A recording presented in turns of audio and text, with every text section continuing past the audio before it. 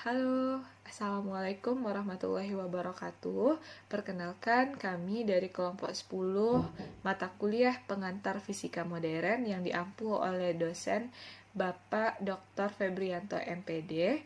Nah, pada kelompok 10 ini beranggotakan 2 orang, yaitu teman saya Adila Prima Putri NIM 19231001 dan saya sendiri Diana Naungsari NIM 19231016. Baiklah, pada kesempatan ini kami akan menjelaskan mengenai materi difraksi partikel dan partikel dalam box. Yang pertama mengenai difraksi partikel yang akan dijelaskan oleh Adila Prima Putri.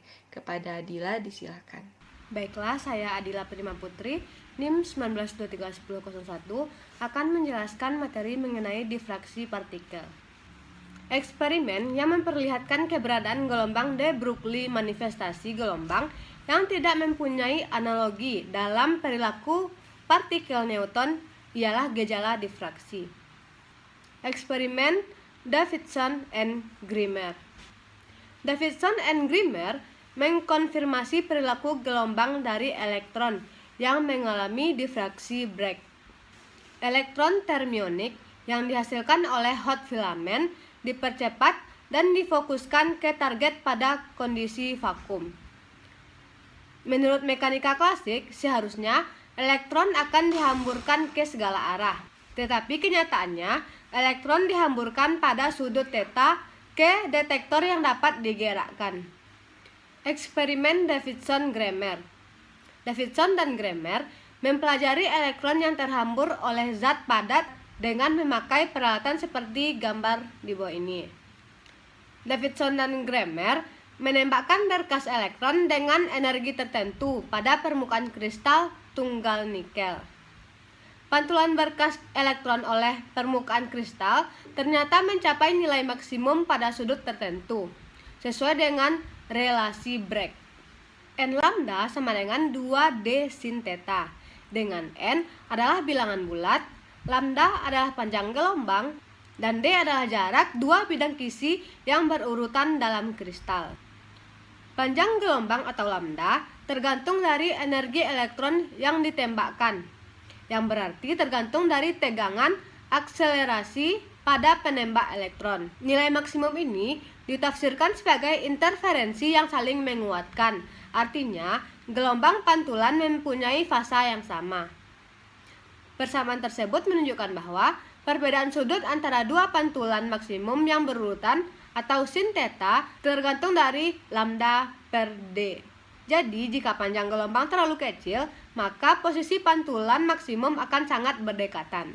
Panjang gelombang ditentukan oleh tegangan akselerasi penembak elektron, karena tegangan akselerasi menentukan kecepatan elektron melalui persamaan di bawah ini. Dan kecepatan elektron akan menentukan lambda dengan persamaan sebagai berikut. V elektron sama dengan H per M kali lambda.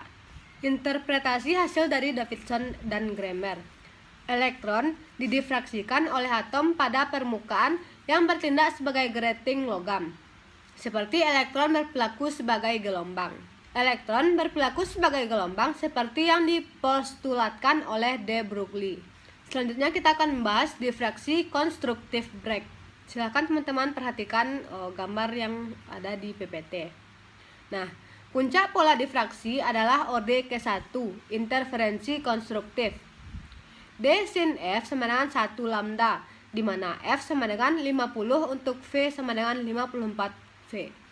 Dari eksperimen difraksi Bragg X-ray yang dilakukan terpisah, kita mengetahui bahwa D sama dengan 2,15 Armstrong.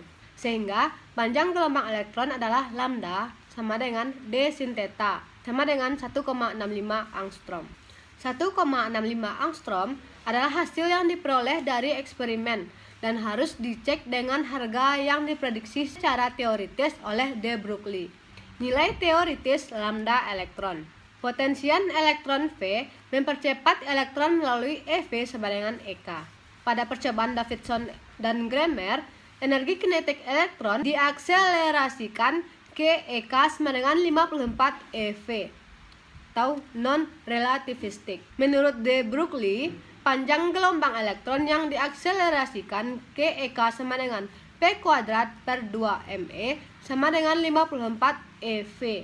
Memiliki panjang gelombang ekuivalen lambda sama dengan H per P sama dengan H per 2 km elektron pangkat min 1 per 2 sama dengan 1,67 angstrom. Dalam bentuk potensial eksternal, lambda sama dengan H per 2 EVM elektron pangkat min 1 per 2. Nah, apakah prediksi teori ini cocok dengan pengukuran? Nah, hasil percobaan Davidson-Gramer 1,65 angstrom hampir mirip dengan perkiraan de Broglie yaitu 1,67 angstrom. Perilaku gelombang dari elektron secara eksperimen telah dikonfirmasi. Sebagai fakta, perilaku gelombang dari partikel mikroskopik diobservasi tidak hanya dalam elektron saja, tapi juga dalam partikel lain, misalnya neutron, proton, molekul, dan lain-lain. Pembahasan selanjutnya yaitu mengenai aplikasi gelombang elektron yang terdapat pada mikroskop elektron. Mikroskop elektron lahir pada tahun 1932 oleh Ernest Kruska dan Max Knoll. Sifat gelombang elektron yang bergerak merupakan dasar dari mikroskop elektron yang dibuat untuk pertama kali pada tahun 1932. Panjang gelombang elektron de Broglie dapat diatur lewat lambda sama dengan H per 2 EV M elektron pangkat min 1 per 2. Mikroskop elektron ini dapat memiliki perbesaran sampai 500.000 kali dengan EV sama dengan 30 kV dengan resolusi 0,1 nanometer. Berikut adalah gambar dari mikroskop elektron. Nah, sebagaimana namanya, mikroskop elektron menggunakan sinar elektron yang panjang gelombangnya lebih pendek dari cahaya. Sebenarnya, dalam fungsi pembesaran objek, mikroskop elektron menggunakan lensa dari jenis magnet. Sifat medan magnet ini bisa mengontrol dan mempengaruhi elektron yang melaluinya. Pengamatan objeknya dilakukan dalam kondisi hampa atau vakum. Hal ini dilakukan karena sinar elektron akan terhambat alirannya bila menumbuk molekul-molekul yang ada di udara normal. Manifestasi lainnya dari perilaku gelombang elektron. Secara eksperimental juga dapat diperoleh gambar pola difraksi seperti di bawah ini. Baiklah, sekian pembahasan dari saya kembalikan ke moderator. Baiklah, selanjutnya materi kedua mengenai partikel dalam box yang akan dijelaskan oleh Diah Nangsari. Baiklah, saya Diah Nangsari, NIM 19231016 akan menjelaskan materi mengenai partikel dalam box atau partikel dalam kotak. Nah, sebagai pendahuluan, sekarang kita percaya bahwa partikel itu memiliki perilaku gelombang. Nah, apa artinya perilaku gelombang dari partikel? Dan apakah hanya partikel yang nyata dan gelombang hanya sesuatu yang dapat ditemukan oleh fisikawan? Dan apakah seperti pertama kali yang dipercaya oleh Schrödinger bahwa gelombang itu nyata dan bukan sebagai partikel? Sebelumnya kita harus mengetahui apakah elektron itu sebuah gelombang atau sebuah partikel. Nah, jawabannya adalah elektron itu adalah sebuah gelombang ataupun sebuah partikel, dapat dikatakan gelombang dan dapat dikatakan partikel, tetapi tidak simultan. Apa maksudnya tidak simultan? Tidak simultan itu maksudnya adalah tidak terjadi pada waktu yang bersamaan.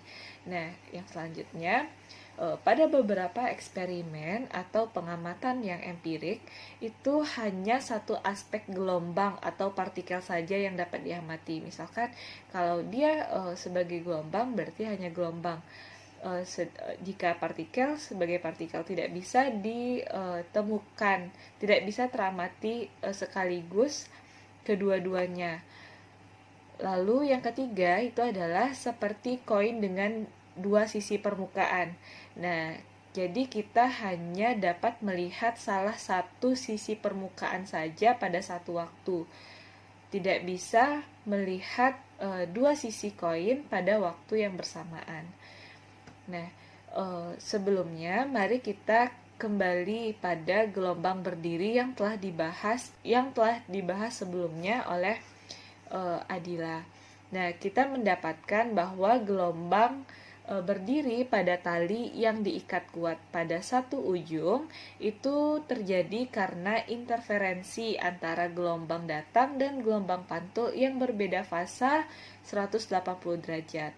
Nah, apa itu interferensi? Interferensi itu adalah interaksi antar gelombang di dalam suatu daerah. Nah, interferensi ini dapat bersifat konstruktif atau membangun dan juga dapat bersifat destruktif atau merusak.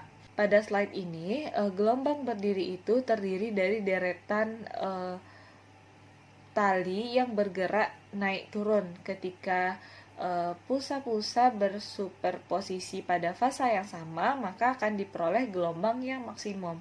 Tetapi jika berbeda fasanya mencapai 180 derajat, maka akan diperoleh gelombang yang minimum. Kita hanya dapat melihat gelombang berdiri itu pada kecepatan dan panjang gelombang tertentu.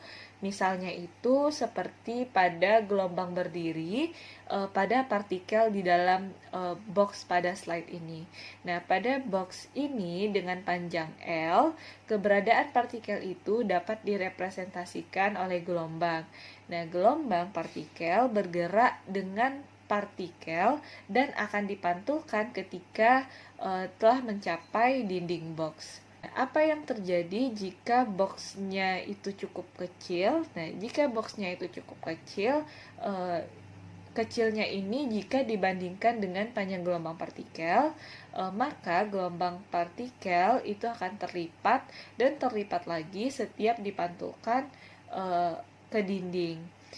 Nah, segmen atau bagian dari gelombang partikel dan pantulannya itu akan berinteraksi antar gelombang di dalam suatu daerah.